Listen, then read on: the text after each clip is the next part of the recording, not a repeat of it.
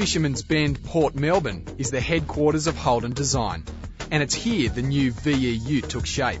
For more than 2.5 years, the team have designed and refined every aspect of this new vehicle, all under the watchful eyes of lead designers Warwick Leach and Aaron Dennerworth. We caught up with them to see just how they translated the new VE platform into one incredible ute. So what was the biggest design influence on the new ute? Actually, it was the dual role nature of the vehicle. The whole ute has always been this workhorse that has a sports car alter ego, and it would be a practical, functional work vehicle during the week, and on the weekend it becomes a recreational vehicle. And many of its customers actually consider it to be an unofficial Australian sports car. The whole styling of the ute looks quite a bit different. With the overhang on the front, it actually looks like it's a lot shorter than the previous model. Yeah, VE ute has inherited the great proportional qualities of the VE sedan. Short front overhang, long dash to axle, and that is a typical proportional trait of performance front engine rear wheel drive vehicles. What I've also done is concentrated on taking design cues from VE sedan and taking them through the ute. The most obvious one is the great flared wheel arches, this rake body side feature. The lamp, as you can see, is quite unexpected for a ute. It wraps around the car, it has a nice 3D quality, and this length helps because it visually shortens the perceived rear overhang. So you've moved the number plate from down below up into the tailgate? Yeah, absolutely. By moving it out of the beneath the end gate, we can package this nice full rear fascia with the dual exhaust outlets and the same powertrain story as the sedan. So on the old ute, you could see the hinges down the bottom of the tailgate. You fixed that for the new one? Yeah, on the VE ute we've been able to hide the hinges, which gives a better quality presentation for something deserving of the unofficial sports car title.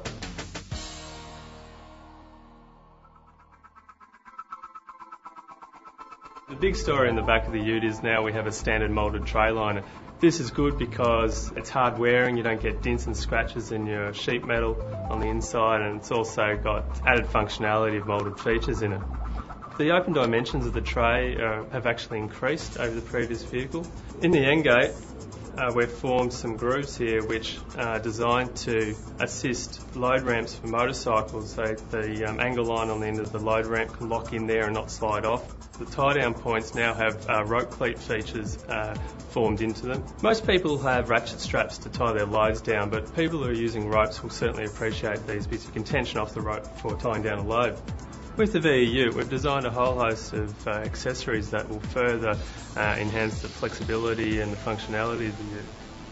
Underpinning these is this tie-down rail which attaches to the floor, and you can use adjustable tie points on the floor, and what that also does is leverage this modular lockable superbox.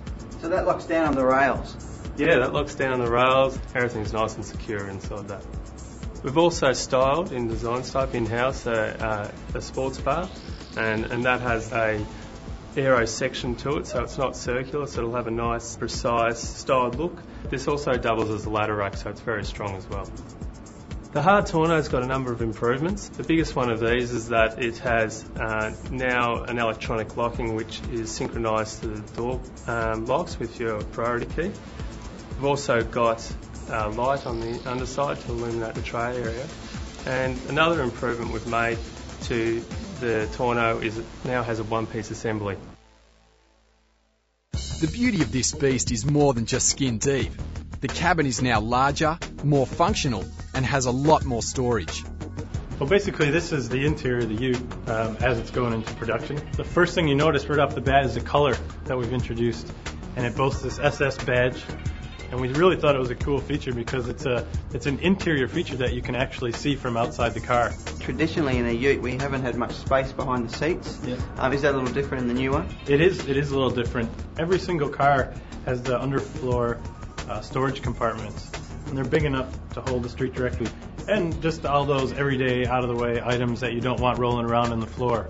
We have this quick release seat dump, so you can just walk up to the car, dump the seat, put whatever you want in there, and you put it back.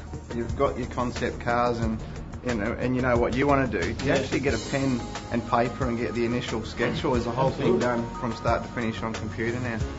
The initial thoughts are still all by hand. Quickly jot them down, and you keep them as inspiration through the whole project. Australian blokes would buy a ute to hot it up a bit, lower it, put a set of wheels on it, and at the moment there's probably not much for those guys to do. The ute comes pretty much as a sports car with wheels, and the guards are a little flared, and the inside styling is definitely what would suit that. So it's probably more of a hit with Australians now than before. Yeah, it's very much a workhorse car, but it also carries the muscle car role. Since that very first ute back in 1951, the Holden ute has been designed by Australians for Australians.